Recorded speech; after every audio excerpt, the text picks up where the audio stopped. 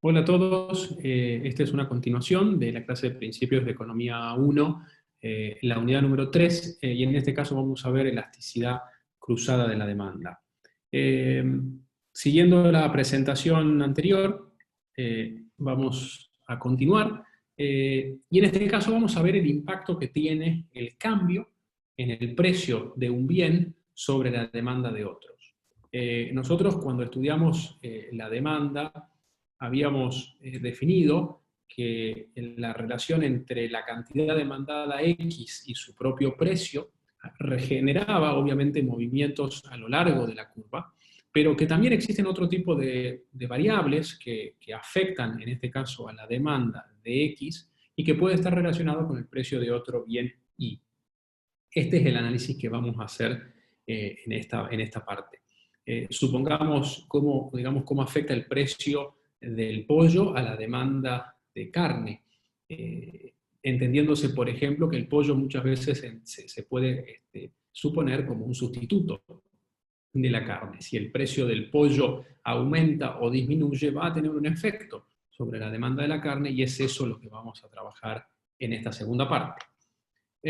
Cuando cambia el precio de un bien, modifica la demanda de otro, y esta demanda puede aumentar o disminuir en función de cómo estén relacionados. Y ahí vamos a definir dos tipos de bienes.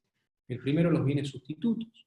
Son bienes sustitutos cuando el aumento en el precio de un bien genera básicamente que aumente la demanda del otro bien, o que la disminución en un precio de un bien Y genere una disminución en la demanda de otro bien X. Lo importante en este caso es que la relación es positiva, es decir, que ambos suben o ambos bajan.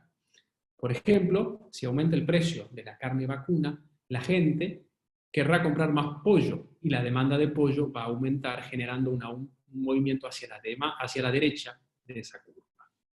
O la segunda opción de tipos de bienes son bienes complementarios, que es que cuando el aumento en el precio de un bien provoca una reducción en la demanda de otro bien, o bien cuando una disminución en un precio de un bien provoca un aumento en la demanda de otro bien.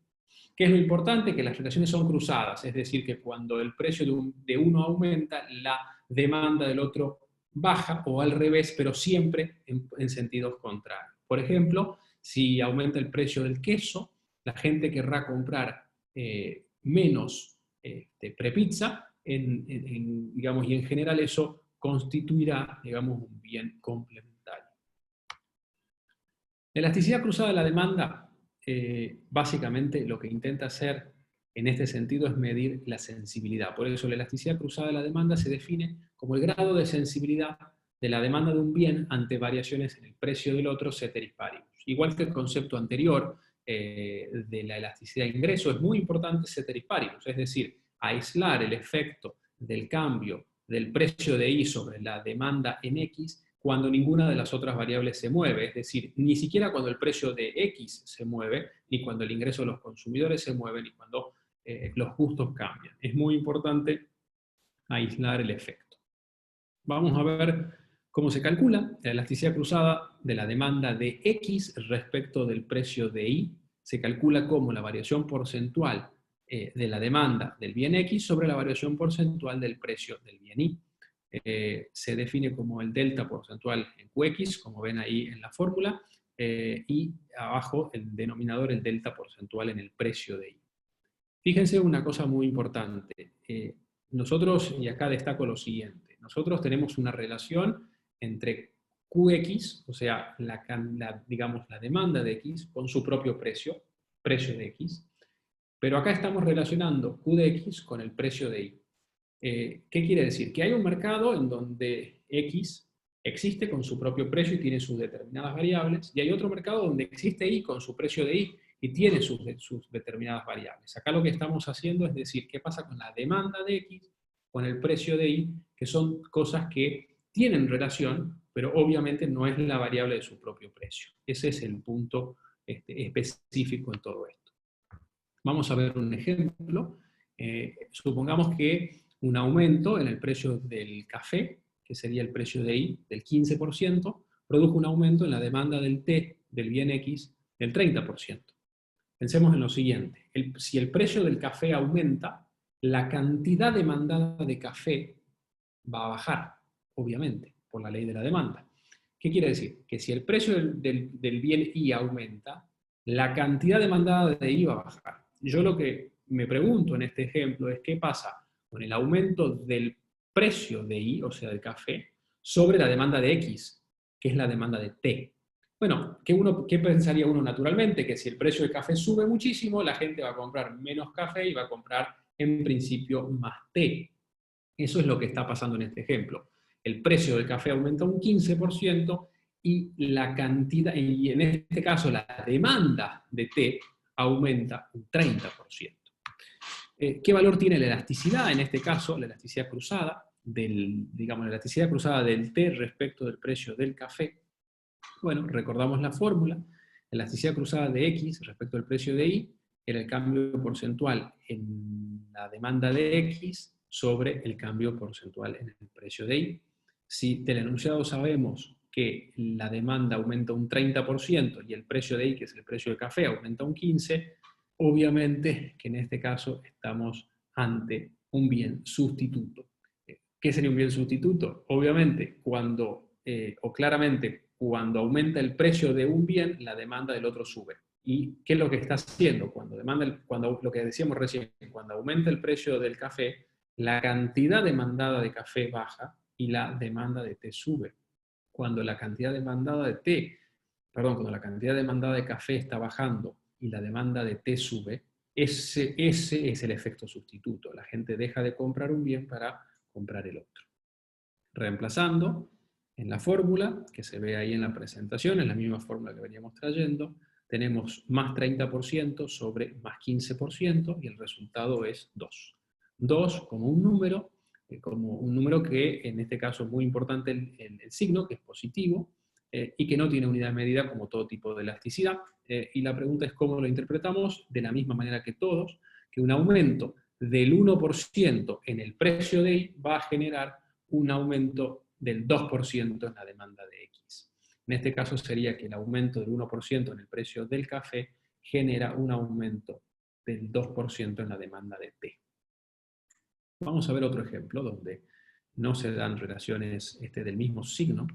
En este caso, y además vamos a ver también de vuelta, como en el caso del ingreso, cómo utilizamos la fórmula cuando no se trata de variaciones tan claras porcentuales, sino cambios de uno por uno de los datos. Cuando el precio de la salchicha de Viena, que es el bien I, aumenta de 50 pesos a 60 pesos, las compras mensuales de pan de Viena, del bien X, disminuyen de 100 a 80 paquetes. ¿Qué está pasando acá? Que cuando aumenta el precio de la salchicha de Viena, que es el precio de I, obviamente la cantidad demandada de salchicha de Viena va a caer y por lo tanto la demanda de pan de Viena cae también. Entonces, lo que estamos mirando es qué pasa cuando aumenta el precio de Y con la demanda de X. ¿Qué pasa en este caso? Es básicamente un efecto contrario. Cuando el precio de la salchicha de Viena aumenta, la demanda de pan de Viena cae. Y la pregunta, ¿y por qué? Y bueno, lo que acabamos de decir, cuando aumenta el precio de la salchicha de Viena, la cantidad demandada de salchichas disminuye y como es un bien complementario, la demanda de pan también disminuye, entendiéndose que se comen juntos. ¿Qué valor tiene la elasticidad cruzada de la demanda de pan de Viena, en este caso, respecto del precio de la salchicha de Viena?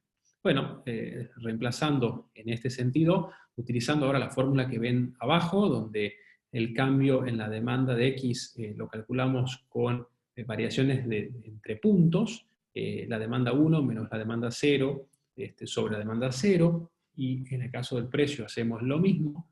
Vamos a ver con el ejemplo uno por uno, sabíamos que teníamos esta situación, el precio aumentaba de 50 a 60 pesos y la demanda de X variaba de 100 paquetes a 80. Reemplazando, vamos a hacer, en el caso de la demanda 80, que es la cantidad nueva, menos 100, sobre 100 por 100, para sacarlo porcentual, es menos 20%. Y para calcular el impacto en el precio, hacemos el precio nuevo, que en este caso es 60, menos 50, que es el precio viejo, sobre el precio viejo por 100 y sacamos más 20%. Reemplazando en la fórmula, tenemos al numerador menos 20, al denominador 20. Es importante notar acá, fíjense que los cambios son de signos contrarios, es decir, cuando la demanda ha disminuido, el precio ha aumentado, y en ese caso, lo que sabemos es que se tratan de bienes complementarios.